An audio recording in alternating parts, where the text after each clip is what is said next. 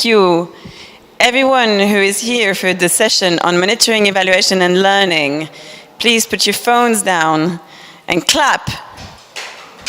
Woo! Oh my God, that is way more than I thought, actually. This is great. May I also invite folks to please actually join us in the front of the room. We're not a lot of people, and there's a ramp here, so I must be careful. Yes. Great. I mean, the people at the back, you also clapped, by the way, but maybe that was just social behavior. Oh, this is looking better. Great. So today we will be talking about monitoring, evaluation, and learning, and mostly presenting 3 efforts. First from the Adaptation Committee, then from one of our indigenous, oh, he's behind there, wonderful. And finally we'll talk about a forthcoming toolkit on monitoring, evaluation, and learning for adaptation that we are preparing, the NAP Global Network and the Adaptation Committee are preparing. And this is going to be an interactive session for most of it. So we will be looking forward to your inputs. And I'm not going to speak more because I want to keep more time to interaction. So I'll introduce Britta Osman, member of the Adaptation Committee, to start. Yes, good morning, everyone. So we proceed with presenting the latest paper of the Adaptation Committee on monitoring and evaluation. I'm very glad you made it all here. And monitoring and evaluation is really a key topic in the work plan of the Adaptation Committee. We have actually started working on that already in 2013 and had several events on these, and the slide highlights some of them. So, like, we had an event in Fiji in 2013 which addressed topics such as building a common understanding of adaptation success.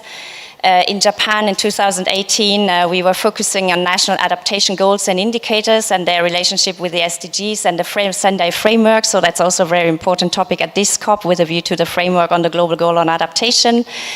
And then in 2021, for example, we held our adaptation forum on the topic of monitoring and evaluation systems at the national and subnational level, and with a focus also on measuring progress and impacts and communicating results. And then we also had a paper which many of you might know, so it also relates to discussions around how to assess progress towards the global goal on adaptation, where we compiled approaches that could be used by countries. And then what is it that I will present today is the latest paper we published a month ago at Adaptation Futures, which is on a technical paper on national and subnational level experiences on monitoring, evaluation, on learning. So the paper itself, it begins with an overview of M&E for adaptation. The importance, I think, is clear for everyone. It is a core part of the adaptation cycle, and it's also enshrined in Article 9 of the Paris Agreement, and highlighted by the IPCC as a prerequisite for successful iterative management and achieving effective and just adaptation outcomes in the end. So it's an intrinsic part, actually, of adaptation in order to adjust our development decisions and in going forward. But of course, we also know that there are a range of challenges that complicate adaptation M&E, and these challenges were discussed in depth in our paper, also related to the global goal and adaptation, and they include methodological challenges, empirical challenges, conceptual challenges, but also challenges related to decision-making on priorities, on who to involve, stakeholder involvement, on what is it we are going to assess, and of course also resource limitations, for example, or capacity strains. So the paper outlines several of these. Have a look, and I hope you find yourself in them. The paper itself stresses that while represented, so to say, as the fourth step of the iterative adaptation process, adaptation monitoring and evaluation should be taken into consideration and facilitated at each step of the adaptation cycle. So starting with the risk assessment, which is of course very important, also to establish baselines then against which to assess progress in the end. And there are also several other relevant considerations at the planning stage which have to be made, including that it provides the opportunity to envision and then basically initiate the M&E system. Suitable, so to say, for the plan, for the actions that are included in the adaptation plan. And finally, the implementation should signal the beginning of the monitoring itself. And it's also then very important that data and lessons learned are needed to enable the assessment, the evaluation, and the judgment in the end of whether the targets at hand had been achieved. So the technical paper, it's centered around a set of 10 case studies, 5 of which are at the national level and 5 at the subnational level. The case studies have been chosen with the aim of ensuring a regional balance. As you can see on the slide, it might be a bit small, but you see the blue spots, and showcase a variety of experiences in order to gain some insights into the global stage of adaptation, monitoring, and evaluation of where we are. And the case studies help to demonstrate examples of how the different challenges identified manifest and are being overcome by governments in different jurisdictions.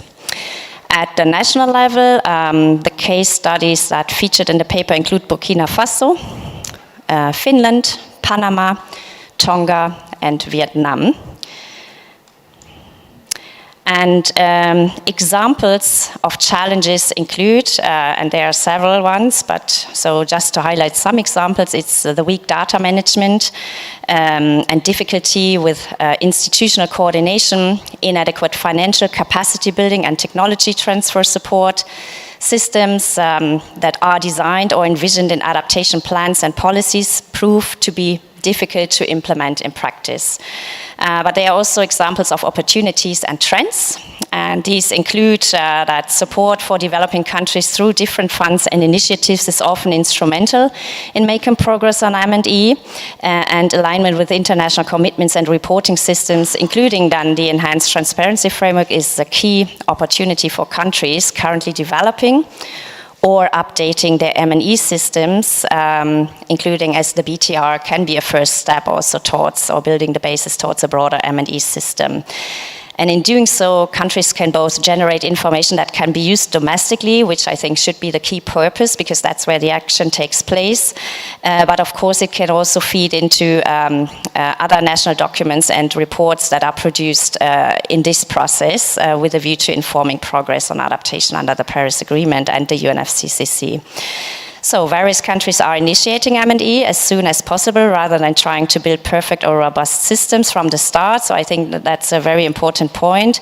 And examples include selecting indicators based on existing data and methodologies, undertaking evaluations with simplified methodologies, and also moving ahead with evaluations in the absence of complete indicator data. And this is consistent with the idea of M&E, which is an iterative process as well, and that become increasingly sophisticated over time, based then also on the learning. And I think that's also what we heard in other rooms, where countries basically also decide to use the data that is there or the information sources, including by including different stakeholders on that one.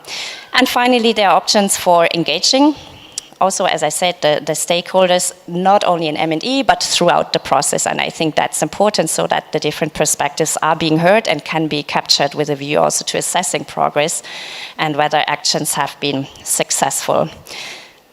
Then, as said, we have the national and examples for the subnational levels. Here we looked both into cities and provinces, also with a view to maintain the regional balance. So here again, you see the blue circles. So we looked at Barcelona, British Columbia, Buenos Aires, Lagos, and Mumbai.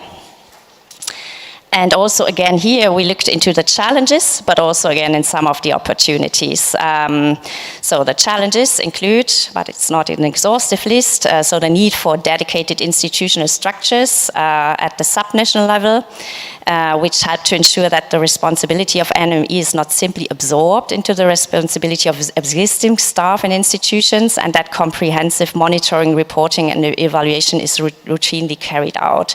I think that is quite evident from some of the case studies where dedicated teams, for example, were built in order to take care of M&E. There is often a lack of awareness of the importance of M&E and slow uptake of adaptation M&E frameworks at the local level, and this in turn constrains the potential, of course, for climate resilient development pathways. And as with M&E adaptation more broadly, inadequate financial resources, of course, pose a challenge to also at the subnational level. Some opportunities and trends, so there is the potential for complementarities between M&E at the subnational and national levels, and subnational governments can often use and learn from existing national M&E systems, and likewise piloting M&E systems at the subnational level is helpful for national governments who can use these as a test to then scale them up also at the national level. Sectoral and non-climate specific indicators and systems can guide subnational efforts. Using pre-tested and accepted sectoral indicators can make M&E at the subnational level easier and help to avoid duplication. And the inclusion of an active learning system can help generate a constant feedback loop of lessons learned, and it's essential that M&E is an iterative process which continues to integrate lessons learned back into the system. So I think that's a feature which is which applies to all levels. So some observations and insights more broadly. Based on the analysis, so the paper distills various observations, and first, both the case studies and the existing literature demonstrate that indicators are commonly developed as central components of M&E systems at the national and subnational level. One could also say information sources, including indicators, to formulate it a bit broader, because of course it can entail qualitative and quantitative elements.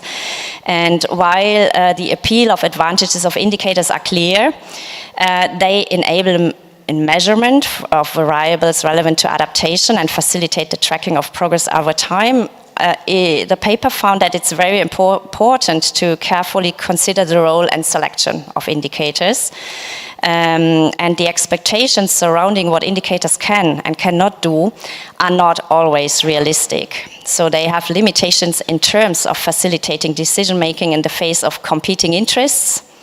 As I said, the stakeholder involvement is an important part here, or in revealing how and why a given change has taken place. So that's a challenge of attribution, which is still a big challenge, I think, in assessing progress. Second, there is a tension between the M&E of adaptation, between establishing a process that results in the best possible understanding of adaptation progress, and then one that is feasible in the near term. So that also speaks to the practicalities and of how ambitious an M&E system shall be. And so the importance is also to broaden the approach over time.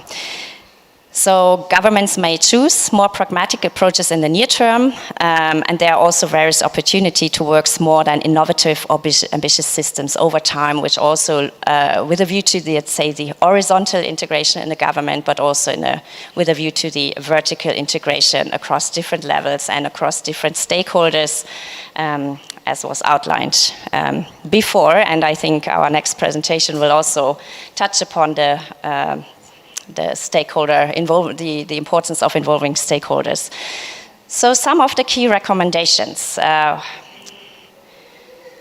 National and subnational governments should design and implement the most robust M&E systems that are feasible given their data, capacity and resources, while also seeking to improve the sophistication and comprehensiveness over time. This may involve then starting with the systems that focus on the process and outputs of adaptation action, and can incorporate more indicators and methods to look at long-term impacts and outcomes over time.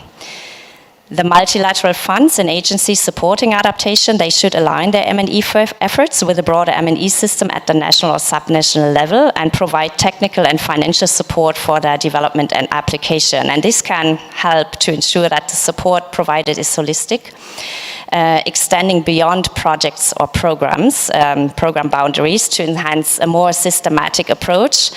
And additional reporting and monitoring burdens are also avoided. So, but that requires that there is a certain alignment by the different actors and maybe also over time. And subnational and national governments can benefit from aligning with these existing M&E systems. We know there are other efforts also under other conventions or international processes such as the SDGs. Of course, there are also different undertakings at different levels of governance.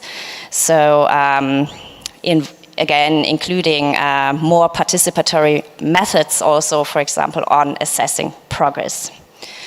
So here you can also download the paper with a QR code. We are, as always, very happy to receive your feedback on the paper itself, but also on further information needs or topics that the adaptation committee should address in this field. Very relevant upcoming work, which we are developing now and which will be published in 2024 is the State of Adaptation Action by Parties overview, which will entail country profiles based on reported information. And the idea is to provide a better overview of where countries are in terms of their adaptation action taken, and based on the reporting vehicles we have under this process. So with that, thank you very much for your attention, and I hand over back to you, Emily, I think.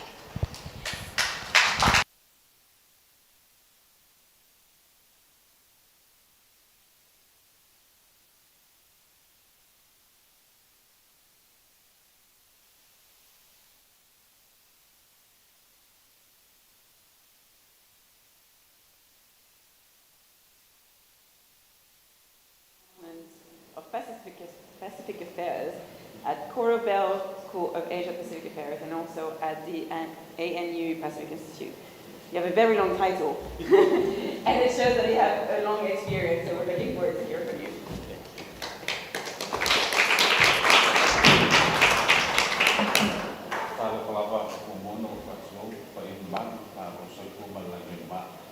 Greetings, everyone. I just said that in my mother tongue. So my name is, it's not working? It's not really.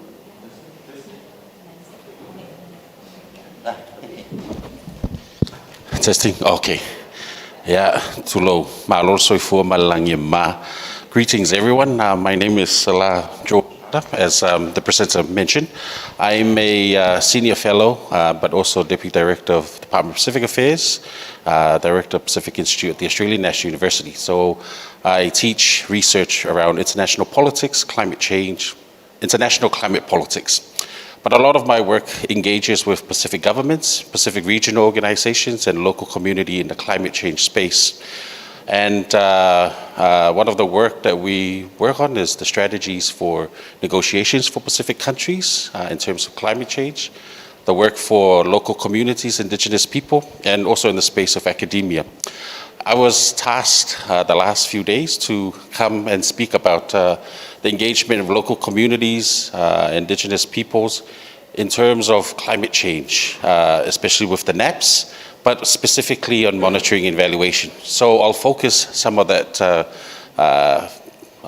thoughts and feedback based on the monitoring evaluation. But I also like to set the context, because that's one of the clear message that informs this presentation, is the need for contextualizing local communities in our NAPs. And the way I'd like to sort of say in this methodology of this presentation is an academic on the go. Given the last 2 days, I have to compress and work with so many different government officials, regional organizations, local community. I said, what's the message here that we could give into this panel? And so first is the context of the Pacific. It's a very big ocean region. It's an ocean continent spread in terms of its isolation. So the NAPS has to take into account the urban centers as well as the most remote islands, which may have 20 or 30 people. That's the reality of policy planning, but also the work in terms of delivery of the work in terms in the Pacific. The other context is that although they may be small states, these are big ocean states. And so in terms of the capacity and resources, it's not just about the urban centers, which we may be working more, but it's also these big oceanic. The whole of Europe, 3 times of Europe, fits in this ocean continent. So that's also a type of thinking that we engage not only our students, but our policymakers in their thinking big. So I'd like to now go to the next slide. The previous presenter gave us 3 recommendations. Those recommendations, as I said, it's like time in memoriam. We see them in adaptation. We see these capacity needs in terms of development space. We see these capacity needs when we're talking about water policies. We're doing it over and over. So I'd like to present here. These are images of different projects and programs which Pacific Island governments, regional organizations, local communities are engaging. Not necessarily directly, some are directly involved with NAPS, some are indirectly. That sees how you can engage, incorporate local communities and indigenous peoples in NAPS. So the first one, there in Tuvalu. If you know the country flag of Tuvalu, this is also your puzzle. Take a picture of this, and it's only one slide. That's part of the whole presentation. The image there of the top left, right, the flag of Tuvalu with women engaging, that's that's an actual NAPS, community engagement program. So the top picture shows women's groups. In some of these islands, you need to understand the context that women are the actual implementers of policy. They are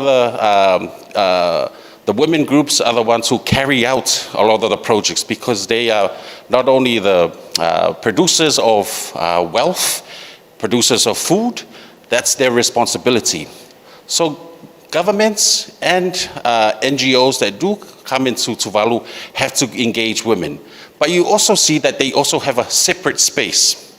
That's what multi-stakeholder capacity is about, knowing the different spaces. There's a space when they come together and a different space. So this is an actual NAPS. And while you may see that they're filling in a survey, which is a quantitative type of approach, the Pacific and majority of these communal societies is visual and oral. Are we capturing those information of qualitative? And are we incorporating those in our national indicators? And are we also feeding that up to the international? That's one of the challenges that academics, policymakers have to try. How do we incorporate the stories, the oral, the visual? And so we're working at the Australian National University. How do we incorporate AI into capturing that? That this is very simple for our communities to easily say, this is what I've seen in the last few years. That's the monitoring evaluation. We're seeing that in one of the projects called COSPAC, run by SPRIP, which empowers local community to actually be what we used to call war watchers in World War II. You actually see the islands and see warships coming through. That was part of the US system of visual, and they would report back. And so we're now trying to incorporate that in our climate change monitoring in terms of what do you see as different? You're empowering communities to see in terms of their local stories, in terms of the fauna and flora. That's part of making sure that we see that image of also knowing the different spaces. The second space is the urban area, incorporating that on the table. But you also see that it's inclusive of men and women. Be creative and innovative in that approach. Now, you see the flag of Solomon Islands, which see the young girls, food, and a couple of men. That's a project called Banarama, which is in Solomon Islands. The adaptation project is about conservation. But in part of that is the practice of supu and popo, which is feasting. You have to feed community. And that feeding is actually calling upon building sort of a structure of food to show that wealth. The only way to get that buy-in is you have to go through traditional protocol, perform these practices. It's not just the national governments going through, the NGOs have to do that. And as well, when Prince Charles went to these communities, he had to go through that process as well. Do not run away from culture. We say in the Pacific, culture is development, right? Incorporate that in your thinking. At the regional space, there's a regional strategy on culture and development. It informs how not only local governments can incorporate that in their policies, but also how partners and donors engage in that process. It lists their guidelines or certain safeguards for you as well, how to engage in those. So the Pacific, in terms of the regional space, there is a culture and development approach. That's the same message for NAPS. If we are going to engage in that space, incorporate it in. Now, I spoke to someone from SPRIP. How do you incorporate culture in your planning of NAPS, but especially in the monitoring and evaluation? And now, part of that is, as I've said, in Tuvalu, they have that space. In Micronesia, you cannot facilitate a conversation without a woman. And it has to be a woman from that community. And that woman facilitates for men and women. You have to understand that. They have to be the facilitator, because in that community, it's matrilineal. Because if a man speaks, no one's listening. But if a woman speaks, everyone listens.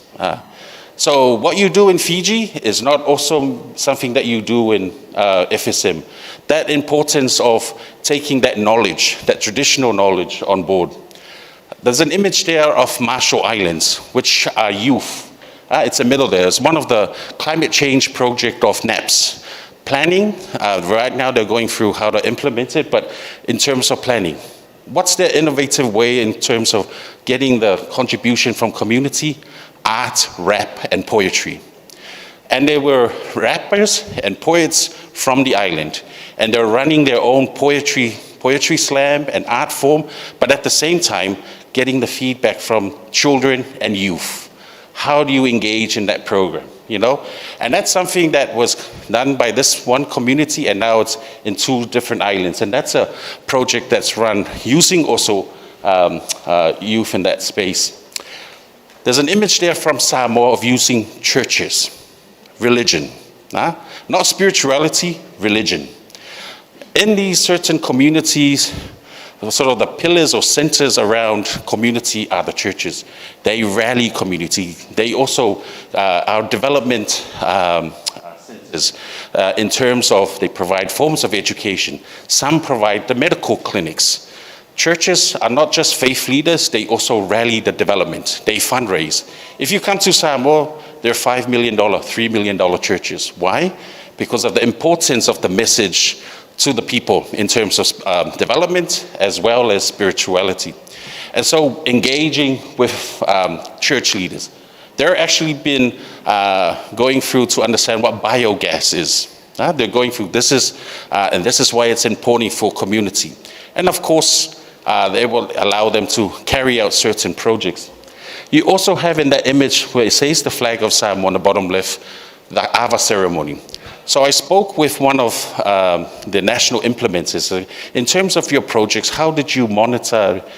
We had to carry out this kava ceremony. It's like a tea ceremony, but it's an important ceremony that's conducted for the village. The story that she's saying that in terms of going through those traditional practice and knowledge was that the project will sit in one family, but the family sits inside a village, and the village sits inside the district. And so you have to perform all these rituals and take part in that, because that's the community that will safeguard the biogas. And so what happens is, no matter while it sustains that one community, that one family, the whole community protects the project. And they continue to monitor, and it continues to exist. And they said one of those biogas is now going on to 10 years, and that's seen as how, while it's for one family, it's now incorporated by a family as well. And I guess my time is slowly running up. I'd like to talk about the importance of language. And that again is in that image there of Samoa. And as mentioned earlier, in many of these places, like Fiji, it's multi-ethnic. So it's not just English or Fijian or Itaukei, it's also about Chinese, Mandarin, it's also about Hindi in these places. But the importance of language in all our projects and work, not only in the translation, but delivery. Moreover, making sure that the terms that are used are also translated in the local language. One of that image is Samoan used to describe climate change work in New Zealand. Our communities are diasporic. They are moving to Australia, New Zealand, Australia. They are all over around the world. It's the same with diaspora community. That strength of language connects them to the message of climate change in other places, but also connects them back.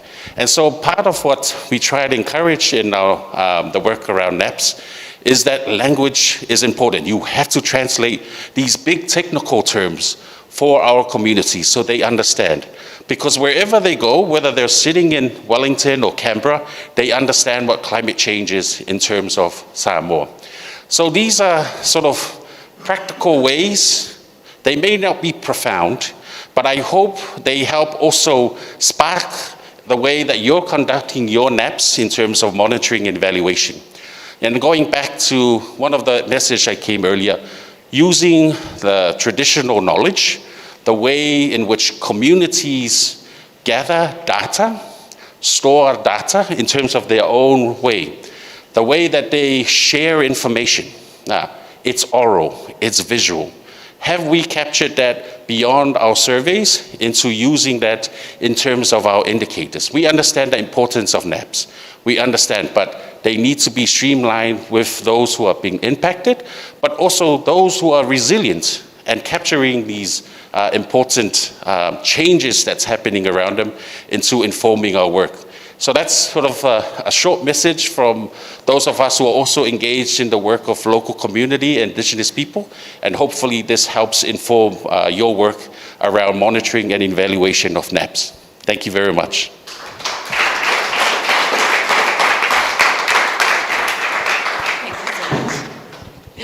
Thank you so much, Dr. Carter. And I thought that was very profound. I've been taking actually quite a bit of notes. And I'm going to turn to our last presentation on presenting a toolkit for MEL of national adaptation planning processes. We end the session, and this is great to see this room.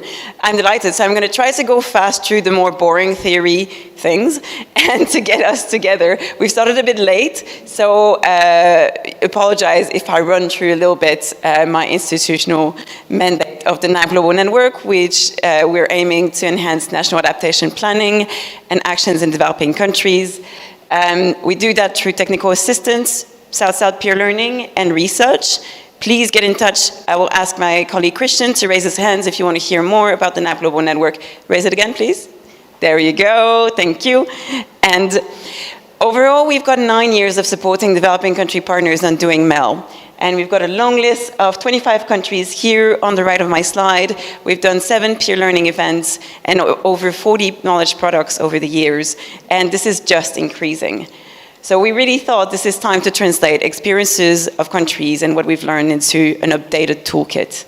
And we've been very lucky to do that with the Adaptation Committee, and I'll get to that in a second. In working in our reframing on MEL in national adaptation planning processes, there's 2 main things that I want to emphasize that we're bringing through this toolkit. And this is also why doing the toolkit is a challenge to make it accessible. So the first thing is that MEL occurs both as a distant phase and a set of activities throughout the policy cycle, the NAP process. So often you have it just as a block at the end, and we very well know that you can't do MEL for things that have not yet been planned or implemented. But as Britta has mentioned, and as Dr. Carter has mentioned, you need to start in the planning process because otherwise you can't do it. So the other point is that monitoring and evaluation must be embedded in learning throughout the NAP process. If you're collecting data, if you're evaluating progress, but you're not learning from it, there is no point in doing it. So what does this mean for a toolkit on MEL?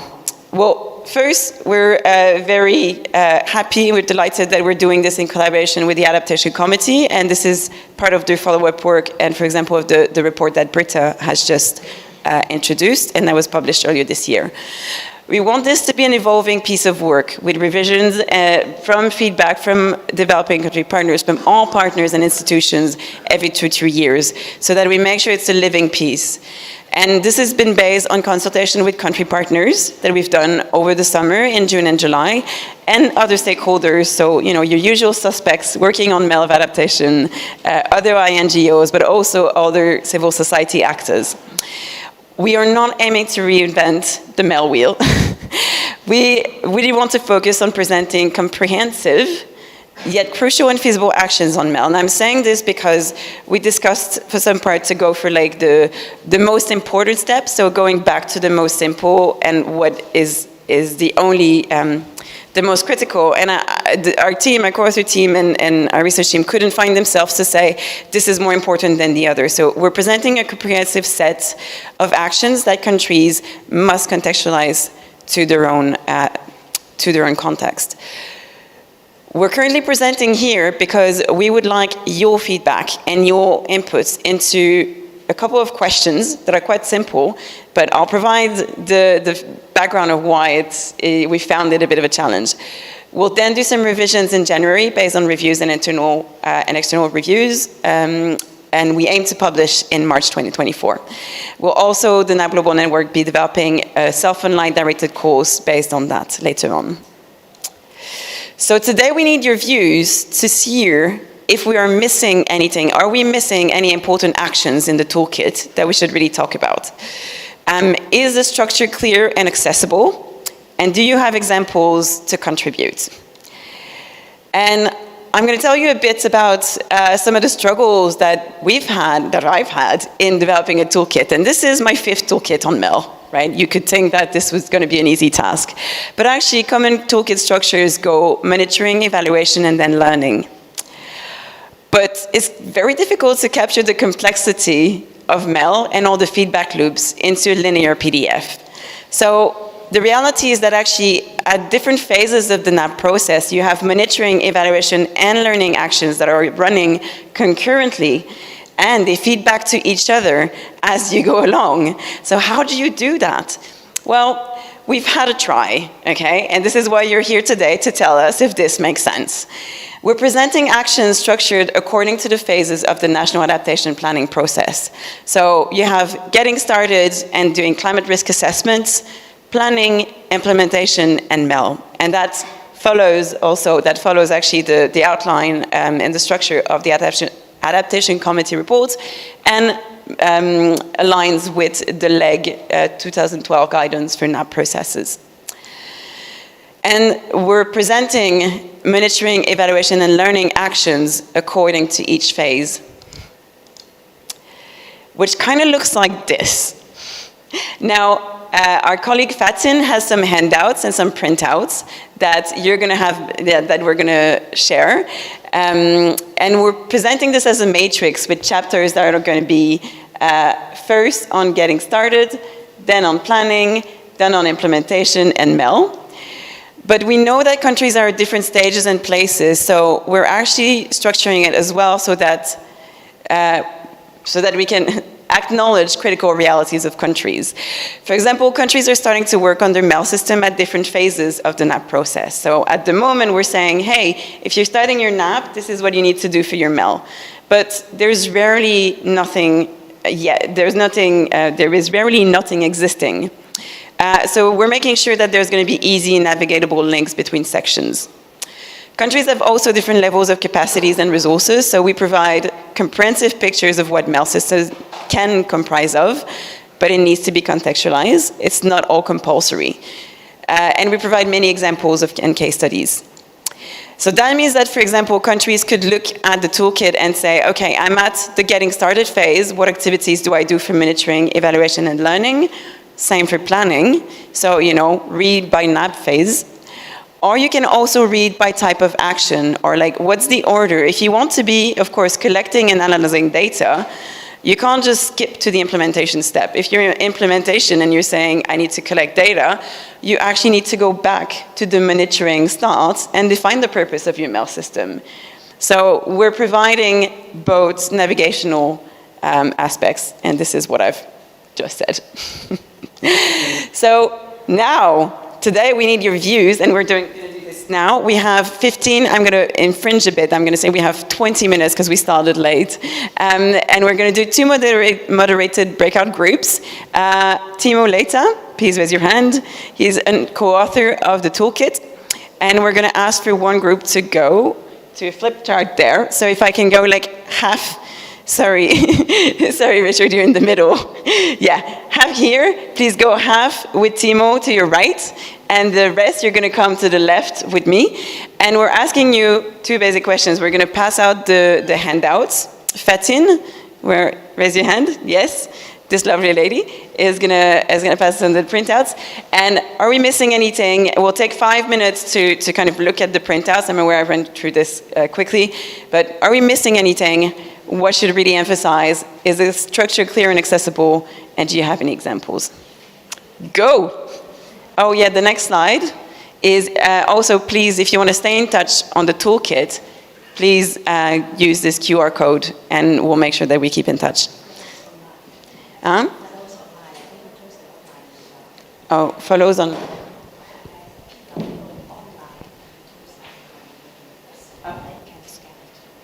Okay. And for the people online, also please access that because we will be closing the live streaming. I got that right? Yes, wonderful. Okay. Yeah, sorry. That's okay.